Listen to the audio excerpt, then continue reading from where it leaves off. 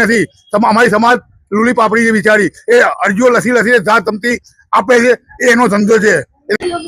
અમદાવાદ વિસ્તારની અંદર દિવસે ને દિવસે કૌભાંડોનો રાફડો ફાટતો જોવા જઈ રહેવા મળ્યો છે, જેની અંદર અમદાવાદમાં દિલ્હી દરવાજા વિસ્તારમાં આવેલ ભોઈ સમાજની વાડીને લઈને એક પ્રશ્ન ઉદ્ભવ્યો છે, જેને લઈને સ્થાનિક રહીશો હેરાન પરેશાન થઈ રહ્યા છે.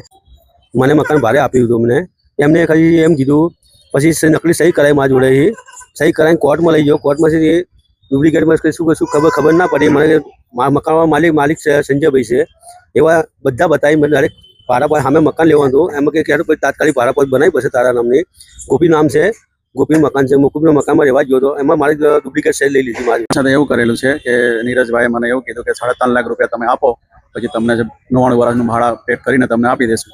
પછી મને એવું કીધું કે તમે ભાડું અદા રાખીને તમે ભાડા લેવી શકશો, એવું મને કીધું હતું. આવી રીતે આ ભાડા છે, ભાડા 99 વર્ષનું છે અને પારે પેટેન્ટ મારી પાસે છે, બધું છે મારી પાસે. બરાબર. કેટલા સમયથી તમારે આ પ્રોબ્લેમ ચાલતો આવે છે? એ તો બહુ ટાઈમથી ચાલતા હોય છે, આપણને ખબર નથી, અત્યારે ખબર પડી છે, નોટિસ આવ્યા છે એટલા માટે. આને વસ્તુને લઈને આપણે કાયદેસરની કાર્યવાહી હા કરી છે, પોલીસ સ્ટેશનમાં કાર્યવાહી કરી છે.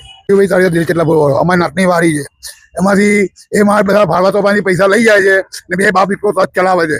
બરાબર. અમારી સમાજની મિત્ર વેચી નાખશે, એની જવાબદારી ચેરિટીની રહેશે. હું તબી તરી સમાજના માટે એની જવાબદારી નીરજભાઈની ને એમના છોકરાની જવાબદારી રહેશે. બરાબર. ને અમારી મિત્ર બધી વેચવાની ફિરાકમાં છે ને પેલો સિંધી છે ને બહાર એ મળેલો છે, એટલે મિત્ર બધી બોલાવીને મોટું તાજમહેલ બનાવી દઉં ને સમાજને પડી નથી. અમારી સમાજ લૂલી પાપડી જે વિચારી એ અરજીઓ લસીને જાત તમતી આપે છે, એ એનો ધંધો છે. એટલે મારું નામ તો લેવાનું છે, હું પહોંચી વળું એવું એનું એવું છે. અગાઉ આ બાબતને લઈને પોલીસ સ્ટેશનમાં આપણે કોઈ કાર્યવાહી કરી છે કે સરકારને કોઈ રજૂઆત કરેલી છે? કરેલી છે. છાપુર પોલીસ ચોકીમાં કરી તો માધુપુરામાં જવાબ આવ્યો નથી.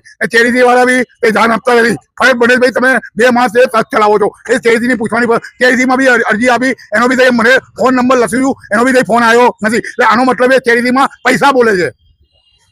કહેવાનો મતલબ એ થયો ચેરિટીમાં મોદી કામ સારું કરવા માટે ના લોટ એમના કર્મચારી લૂંટ ચલાવે છે, તો ગવર્મેન્ટ કોણ ચલાવશે?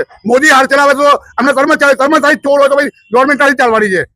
આપણે પાછળ જે મંદિર આવેલું છે તે મંદિરને લઈને બી સ્થાનિકોનું કંઈક કહેવું છે. પણ આ મંદિરની જગ્યા પણ પચાવી પાડવાની હતી. ધાર્મિક સ્થળને પણ છોડવામાં નથી આવ્યું. આ ધાર્મિક સ્થળેની પાછળની જમીન કે જે અહીંયા કોમન પ્લોટ છે, ત્યાં પણ ખાડા ખોદીને આ ગોપીભાઈએ ત્યાં ખોદકામ કરીને બાંધકામ કરવાની કોશિશ કરી હતી. અહીંના જાગૃત નાગરિકોએ એ પણ રોકાયું. એ સિવાય અહીંના હાલના ધારાસભ્ય શ્રી કૌશિક જૈન દ્વારા અહીંયા આરતીનો પ્રોગ્રામ કરવામાં આવ્યો હતો કે જેથી આ મંદિર પૌરાણિક મંદિર બચે અને અહીંયા કોઈ ઇલીગલ કે કોઈ ગેરકાયદેસર રીતે આ જમીનને પણ ના વેચી નાખે. અને આ મંદિરની સાથે ઘણી આશાઓ પણ જોડાયેલી છે, જેથી મારું આપને એ જ કહેવું છે કે આ મંદિરને પણ બચાવવું એટલું જ યોગ્ય છે.